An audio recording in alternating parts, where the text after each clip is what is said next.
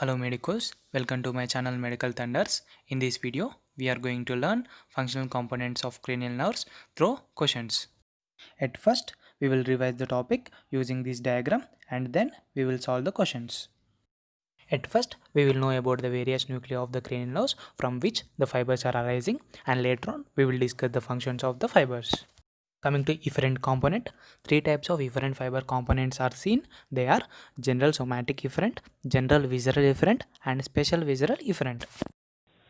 Coming to general somatic efferent column, the nuclei present in this column are oculomotor and trochlear nuclei in midbrain, abducens nucleus in pons, hypoglossal nucleus in medulla.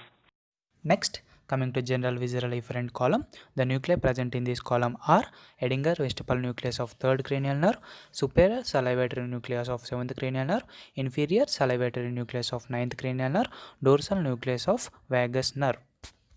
Next, coming to special visceral efferent column, the nuclei present in this column are motor nucleus of trigeminal nerve, motor nucleus of facial nerve, and nucleus ambiguus. Nucleus ambiguus gives rise to fibers of 9th, 10th, and 11th cranial nerves.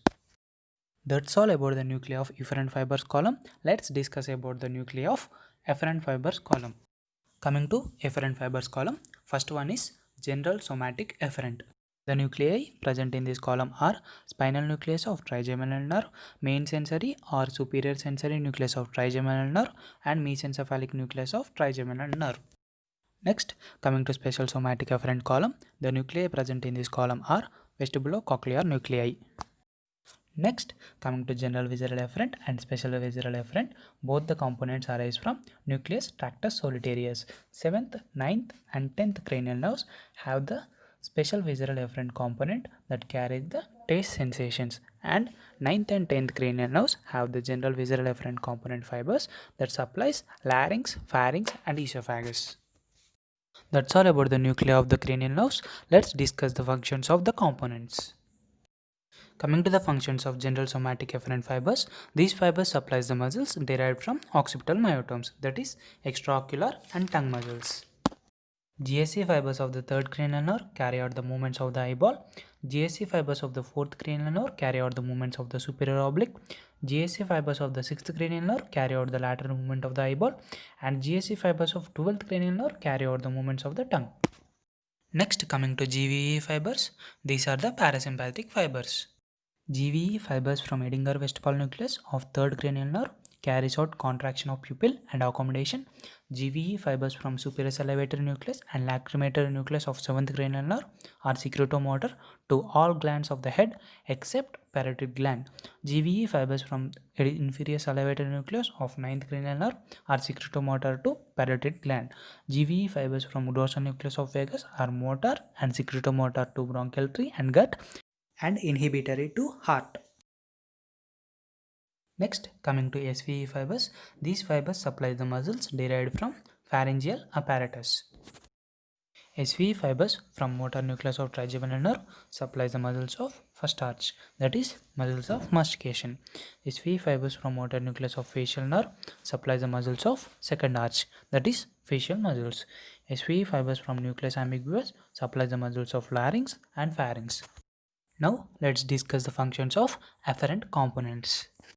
At first, coming to GSA fibers, GSA fibers carry pain and temperature sensations to spinal trigeminal nucleus, touch and pressure sensations to superior sensory nucleus, and proprioceptive sensations to mesencephalic nucleus of trigeminal nerve.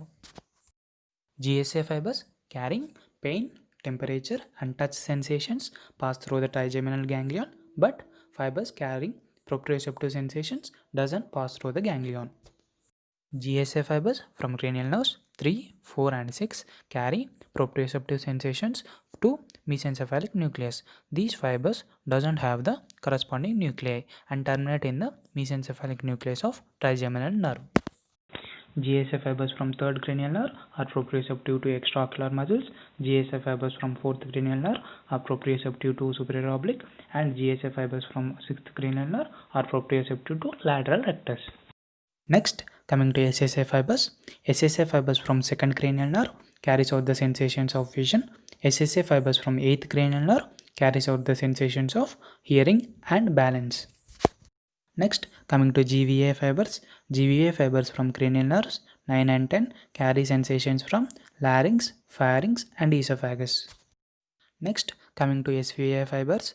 SVA fibers of cranial nerves 7, 9 and 10 carry the taste sensations from the tongue. SVA fibers of 7th cranial nerve carry the taste sensations from anterior 2 by 3rd of the tongue. SVA fibers of 9th cranial nerve carry the taste sensations from posterior 1 by 3rd of the tongue. SVA fibers of 10th cranial nerve carry the taste sensations from posterior most of the tongue and epiglottis. That's all about the revision of the topic. Now let's solve the questions. Hope you liked the video. I will be uploading the questions in another video. Share this video with your friends and help them know their perfectness in this topic, and don't subscribe if this video is not helpful.